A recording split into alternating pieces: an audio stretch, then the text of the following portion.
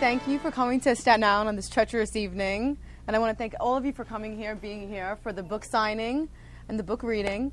So let's get started. I just wanted to find out, what is the book about? What could you tell us about the book? Well, it's about a murder trial where a New York City police sergeant has been charged with the slaughter of 2 civilians and another police officer. And it's played out in various trial scenes throughout the book, but the backdrop of the book is the tragic story of this sergeant who gets involved in a corruption investigation and finds himself under indictment for triple homicide, and the tragedy of his uncle, who 20 years before was also a police sergeant, found himself involved in corruption investigations and nearly killed himself. He became depressed. He was into alcohol and drugs. And there's a lot of pathos in the story, and hopefully, I'll let you be the judge if you buy the book as to whether or not it has a happy ending. Being that you are the longest-serving district attorney in Brooklyn's history, there must have been a number of encounters in your career influencing you to write this story. Well, the book has nothing to do with my service as DA. Mm-hmm. I'm finishing out 18 years. Mm-hmm. And if anybody here is in Brooklyn, someone asked last night, is he running for re-election? It'll be 09, 13, 17, and 21, because I'm a child compared to Morgantown, and Morgantown is running this year in 2 years at 90. It is really it's set in 2 major investigations I was involved in. First is Chief of the Rackets Bureau in the Brooklyn DA's office in the 70s, where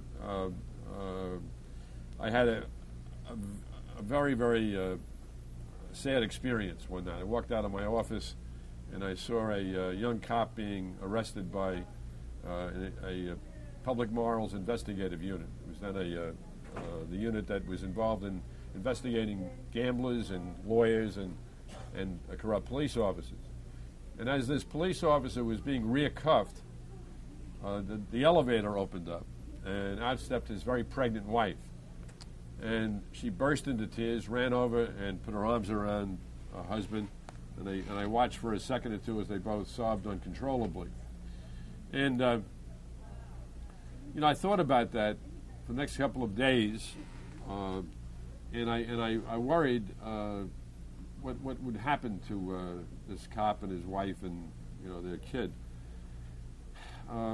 As the years went by in the 70s, I had an investigation involving the 13th Plainclothes Division. That was the unit that was supposed to suppress gambling in New York City. And what we found was there were police officers who were getting between $600 and $1,200 a month, depending on their rank, to allow bookmakers to run their gambling operation. And we indicted 24 police officers, which represented 70% of that one police unit. In the 1980s, when I became the special state prosecutor, Al Peekers here, my former chief investigator, we investigated a corrupt nest of police officers in the 7-7 police precinct. There were 16 cops indicted. What they were doing was stealing drugs and guns from local drug dealers and money, and they were recycling the drugs, selling the drugs to other drug gangs. There was about eight drug gangs operating in the 7-7 precinct.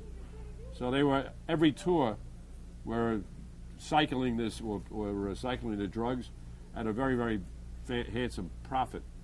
But through both of those investigations, my thoughts always went back to that young cop and his wife and wondering whatever happened. And that really was the motivation for writing the book, to try and get information to a young police officer, just how horrific the consequences are getting involved in corruption, and also addressing the reality that the vast majority of cops were honest.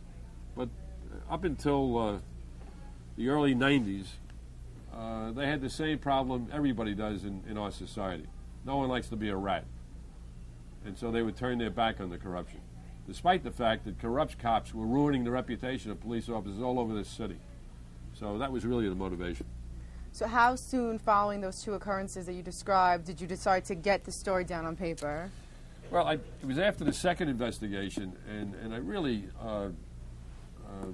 one of the guys who was arrested was a sergeant who I knew. And, I saw him when I was a legal aid lawyer, and I just thought, there's another tragedy, and what was wrong with this guy that he would be involved in this kind of activity? So I started to think about maybe writing something. I knew I couldn't write a textbook on corruption. I grew up with a lot of guys who became police officers, and I know they would pay no attention to a textbook written by a lawyer. So I started to think about maybe if I could fictionalize this thing and come up with some plot, but I could never get the time or the theme going. So, and then in 1992 something happened that really started this. There were two young guys killed in a stretch of parkland out in Suffolk County. And one of these law enforcement rumors flew all over the city that the shell casings found next to the bodies came from a .38 caliber police special, which was the gun that was then used by the NYPD. There was no truth to that rumor. So the rumor, of course, that disappeared. The thought that a cop would kill these two civilians. But I began to think, what in addition to the humiliation and destruction to a cop and his or her family, in addition to all of that, what if a police officer was charged with the murder of these two civilians, and then as the story played out, a third person, a New York City police officer?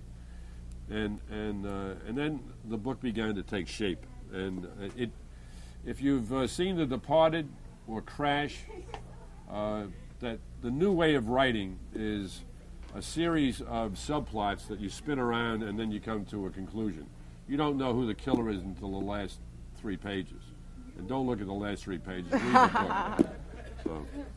So did any authors inspire you to write this book? Well, I don't think I was inspired by them, but I certainly have a great deal of admiration for Grisham, for Baldacci, certainly for Nelson DeMille, and Mike Connolly. I've read most of the books by all of those authors, and I was fascinated when I found out it took Grisham 12 years to get a book published. It took Baldacci 11 years, but in those days you could send a book directly to a publisher.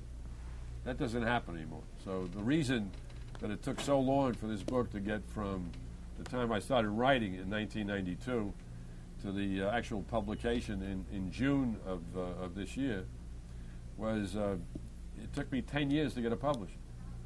And the reason for that is that you have to get a literary agent in order to get a publisher. And they're worse than political consultants. You know how bad they are. Right? They are dismissive, insensitive, not caring. And if anybody knows or is a literary agent, I make no apology. I went through about 15 of them. And finally, midway into this 10-year venture, I said to one of them, look, I'm not a household name, but I do have some public persona. Why is it taking me so long? He says, hey, everybody's a novelist. You have to wait in line. And I said, by the way, did you like the excerpt I sent you? He said, no.